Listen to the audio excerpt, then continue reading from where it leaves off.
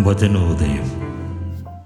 യോഹന്നാന്റെ വിശുദ്ധ സുവിശേഷത്തിൽ നിന്ന് അധ്യായം 20, 2 മുതൽ 8 വരെയുള്ള തിരുവചനങ്ങൾ. ആഴ്ചയുടെ 1-ാം ദിവസം അതിരാവിലെ ഇരുട്ടായിരിക്കുമ്പോൾ തന്നെ മഗ്ദലന മറിയം ശവകുടീരത്തിൻ്റെ സമീപത്തേക്ക് വന്നു. ശവകുടീരത്തിൻ്റെ കല്ല് മാറ്റപ്പെട്ടിരിക്കുന്നതായി അവൾ കണ്ടു.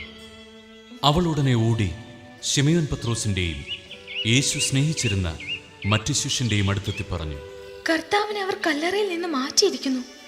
എന്നാൽ അവനെ അവർ എവിടെ വെച്ചുവെന്ന് ഞങ്ങൾക്കറിഞ്ഞുകൂടാ. പത്രോസ് ഉടനെ മറ്റേ ശിഷ്യനോടുകൂടി കല്ലറയുടെ അടുത്തേക്ക് പോയി. അവർ ഇരുവരും ഒരുമിച്ചോടി. എന്നാൽ മറ്റേ ശിഷ്യൻ പത്രോസിനേക്കാൾ കൂടുതൽ വേഗമോടി ആദ്യം കല്ലറയുടെ അടുത്തെത്തി. കുനിഞ്ഞു നോക്കിയപ്പോൾ കച്ച കിടക്കുന്നത് അവൻ കണ്ടു. എങ്കിലും അവൻ അകത്ത് പ്രവേശിച്ചില്ല. അവന്റെ പിന്നാലെ വന്ന ശിമയോൻ പത്രോസ് കല്ലറയിൽ പ്രവേശിച്ചു. കച്ച അവിടെ കിടക്കുന്നതും തലയിൽ കെട്ടിയിരുന്ന തൂവാല കച്ചയോട് കൂടെ അല്ലാതെ തനിച്ച് ഒരിടത്ത് ചുരുട്ടി വെച്ചിരിക്കുന്നതും അവൻ കണ്ടു. അപ്പോൾ കല്ലറയുടെ സമീപത്ത് ആദ്യമെത്തിയ മറ്റേ ശിഷ്യനും അകത്ത് പ്രവേശിച്ച് കണ്ട് വിശ്വസിച്ചു. വചന വിചിന്തനം. ഇടിമുഴക്കത്തിൻ്റെ പുത്രൻ, യേശു സ്നേഹിച്ചിരുന്ന ശിഷ്യൻ എന്നീ വിശേഷണങ്ങളാണ് സുവിശേഷത്തിൽ വിശുദ്ധ യോഹന്നാന് നൽകിയിരിക്കുന്നത്.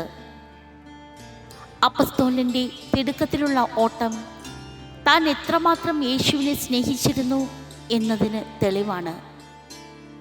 യേശുവിൻ്റെ പരസ്യ ജീവിതത്തിലെ ആദ്യ അത്ഭുതവും വിവരിച്ചിരിക്കുന്നത് വിശുദ്ധ യോഹന്നാനാണ്. യേശുവിൻ്റെ സ്നേഹമാകുന്ന സാഗരത്തിൽ മുങ്ങിക്കുളിച്ച അപ്പസ്തോലനായതിനാൽ നമുക്ക് ഇദ്ദേഹത്തെ സ്നേഹത്തിൻ്റെ അപ്പസ്തോലൻ എന്ന് വിശേഷിപ്പിക്കുന്നതിലും തെറ്റില്ല. തൻ്റെ ലേഖനത്തിലൂടെ അപ്പസ്തോലൻ സ്നേഹത്തെക്കുറിച്ച് ഇപ്രകാരം എഴുതുന്നു: ഇതാണ് സ്നേഹം, നാം അവിടുത്തെ കൽപ്പനകൾ അനുസരിച്ച് നടക്കുക. കൽപ്പനയാകട്ടെ, ആരംഭം മുതലേ നിങ്ങൾ ശ്രവിച്ചിരിക്കുന്നത് പോലെ സ്നേഹത്തിൽ വ്യാപരിക്കുക എന്നതും. അതെ, ഇതാണ് യഥാർത്ഥമായ സ്നേഹം. ഇതിൽ കവിഞ്ഞ് ആർക്കും സ്നേഹിതരെയും വിദ്വേഷകരെയും ഒരുപോലെ സ്നേഹിക്കാൻ സാധിക്കില്ല. കാരണം അവൻ വന്നത് തന്നെ സ്നേഹമെന്ന നിയമം പൂർത്തീകരിക്കുവാനാണ്. ആയതിനാൽ ഇനിയും അവനെ ക്രൂശിക്കണമോ?